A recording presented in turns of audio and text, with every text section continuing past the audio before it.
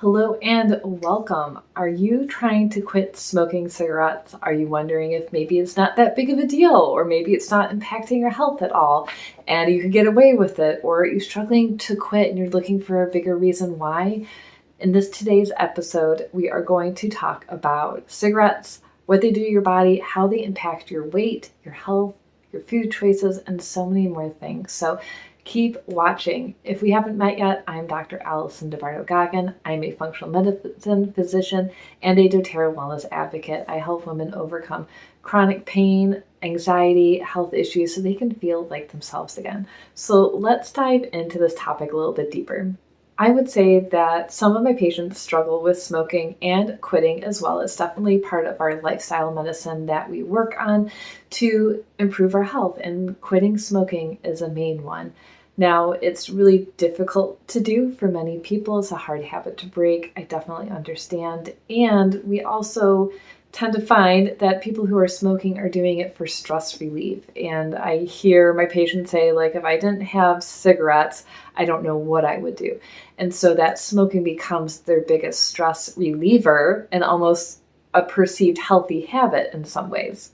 We all know smoking is bad for you, right? You don't need to have this conversation. We started in 5th grade with DARE, right? It's bad for your heart, it's bad for your lungs, it leads to cancer and many other issues, and we have to be very protective of our bodies, and smoking is the worst thing that we can do. Many people will tell me too, like, oh, I had family members who smoked for their whole lives, or my friends smoked and they never got sick, and I don't understand why I have to worry about smoking when it's not even that big of a deal. But today we're going to talk about why it is a really big deal, especially if you're one of my patients and you're trying to lose weight and you're trying to sleep better and you're trying to get your hormones in check. Smoking is going to be something that's really going to hold you back. So what you might not know is that nicotine actually raises your blood sugar levels. And why is this important? It's important because smoking has been proven to lead to diabetes, and this is the main reason why. So every time you smoke, it's like basically eating a cupcake, right? And then your blood sugar goes up and then it's supposed to come back down. And if you're smoking throughout the day, you're keeping your blood sugar at consistently high levels. And hopefully you're eating, and it's also keeping your blood sugar at consistently high levels. So your body never finds a break, your insulin never gets a break. And this is what's causing your weight gain, thyroid conditions, the brain fog, the slow wound healing. So if you get cut or you get hurt, it takes a really long time for your body to heal. Insomnia, hormone issues, there's so many other things. So many people think that smoking will help them with the weight loss, but it's actually the opposite. It's actually keeping you fat because it's keeping your blood sugar so high. The scary thing about smoking is that people with diabetes who smoke actually have higher blood sugar spikes. So if you don't have diabetes, nicotine will spike your blood sugar. If you have diabetes or prediabetes as well, it will spike your blood sugar even higher. And studies have shown that people who are diabetic and smoke need higher levels of insulin to maintain a target level of their blood sugar throughout the day. And when they quit smoking, they actually need more nutritional support and medical support to keep their blood sugar stable, because then it starts dropping too low. So when you think about, one, the cost of cigarettes, and two, the cost of insulin, that we need more and more insulin, more and more throughout the day to maintain blood sugar levels because of smoking, this is getting extremely expensive and taxing on the body, and something that might not recover from. Here's an interesting thing that I actually didn't know about, but sugar approximates about 20% of a cigarette. So yes, they add sugar into cigarettes. We don't know the effect of burning the sugar. Now, I do not think that sugar in the cigarette is causing this diabetic type reaction. We know through research that it's actually the nicotine. But what is breathing in burned sugar doing to your body? It's probably not helping. It probably is contributing to blood sugar spikes as well as all of the other conditions. So this is a major factor when trying to control your blood sugar, trying to lose weight, trying to improve your energy. And you have to think about the long-term complications from long-term high blood sugar. Is, of course, leading to diabetes, but also kidney failure, heart attacks, strokes, nerve damage, and I've seen nerve damage turn into mandatory amputation of toes and feet and legs even because of the damage from the diabetes. So smoking is a direct factor in your health. Nicotine is also found in secondhand smoke and in all of the other places that we worry about secondhand smoke. So if you are living with someone who is smoking, you are actually getting doses of nicotine, which is affecting your blood sugar and your health. And think about if you're smoking around your children, even if it's not around your kids, but maybe it's on your clothes and it's in your cars, in your home, you are exposing your children and your family members to nicotine, which is then affecting their health. So it goes far beyond lung health and heart health. Now you're causing diabetic type issues in your children potentially because of smoking. So we have to look at this as a larger picture as well. What's going on with your family? Are they maintaining their weight and their health? And is smoking or secondhand smoke partially contributing to these issues? The scary thing too is that nicotine in cigarette, the content is increasing. So studies have shown from the 1997 to about 2005 that the nicotine content increased 11% in major brands. So we all know that cigarettes are addictive and they're increasing the toxins and the chemicals in the cigarettes to make them even more addictive as time goes on. But that also means that it's increasing all of your health concerns and complications that are coming from smoking. So here's some other information you need to know. I know you already know this, but sometimes it helps to hear it again. So cigarettes contain arsenic, formaldehyde, lead, hydrogen cyanide, nitrogen oxide, carbon monoxide, ammonia, and 43 known carcinogens. Cigarettes can contain more than 4,000 ingredients, which when burned can also produce over 200 compound chemicals. Many of these compounds have been linked to lung damage. Several active ingredients and special methods of production are involved, making sure the nicotine in a cigarette is many times more potent than the tobacco of a plant. And I think this is why when we look at cultures who just smoke tobacco leaves, they don't have the diseases associated with modern cigarettes because we're not smoking just tobacco, you're smoking thousands of chemicals and then you're burning them, which is causing even more chemicals to be compounded and created during this process that is directly affecting your body.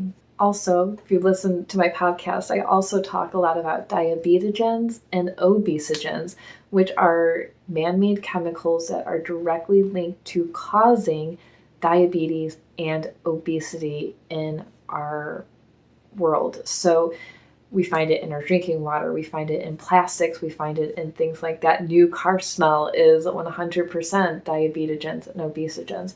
And this is why our issue as a society has become such an epidemic of obesity, is because of all these chemicals in our systems that we just can't get rid of. Our body doesn't know how to detox.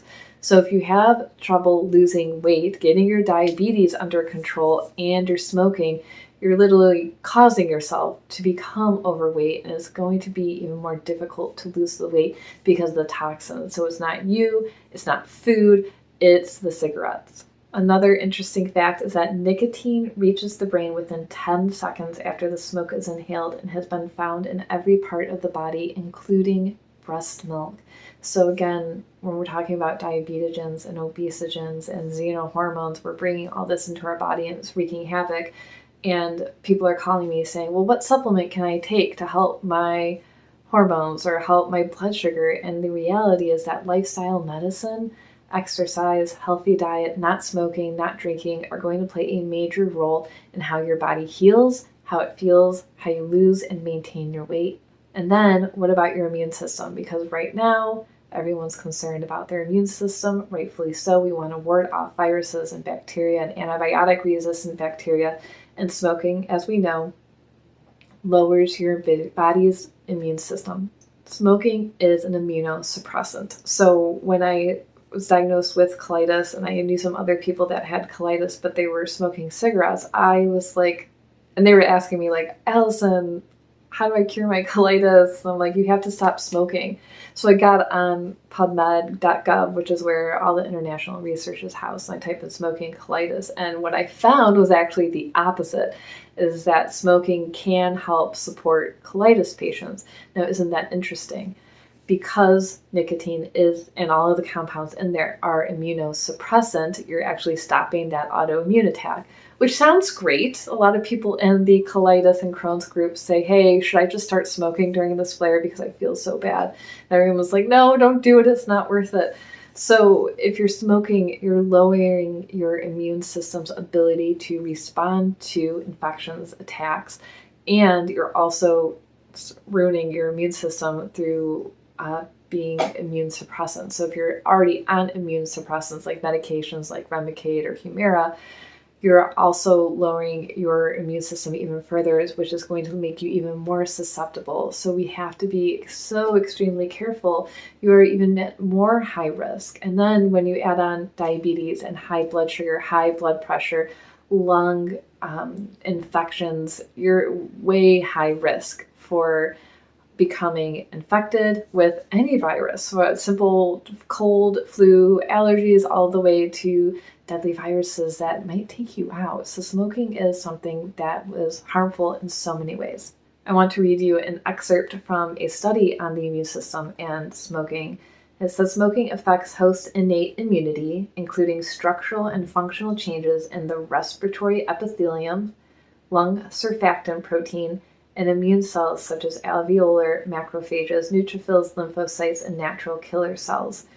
Thus, smoking cessation should be emphasized not only for prevention of cancer and coronary artery disease, but also for patients with recurrent infections and immunosuppressant states. So if you're someone who always catches a cold every winter, you always have bronchitis, or you're always catching strep from your kids, smoking is lowering your immune system and is leaving you open to attack and not helping. So how do you quit smoking? What can you do to help your body?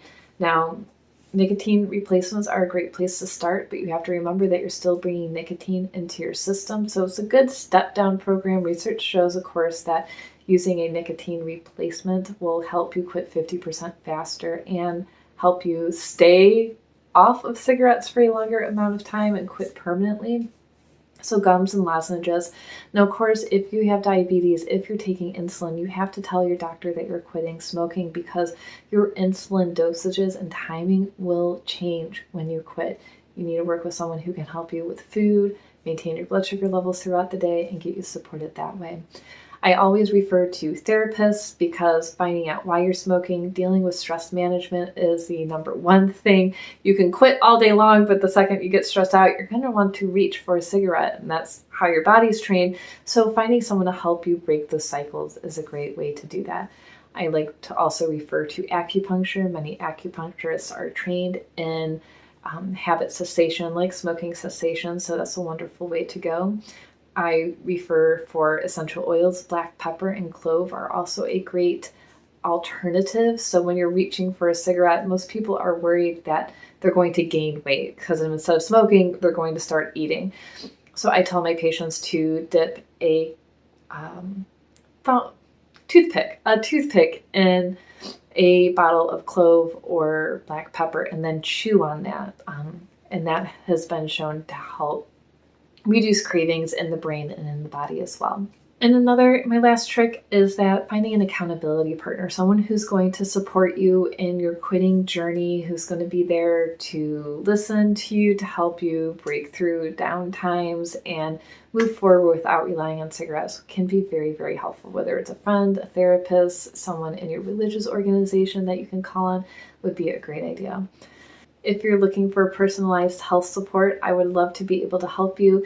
We look at your health history, we do blood work, we do testing for hormones and gut health. There's so many things that we can look at. So I'd invite you to schedule a free health consultation with me. You can click on the link below and schedule online for a free chat, and we'll brainstorm on how to get you moving forward and feeling better fast.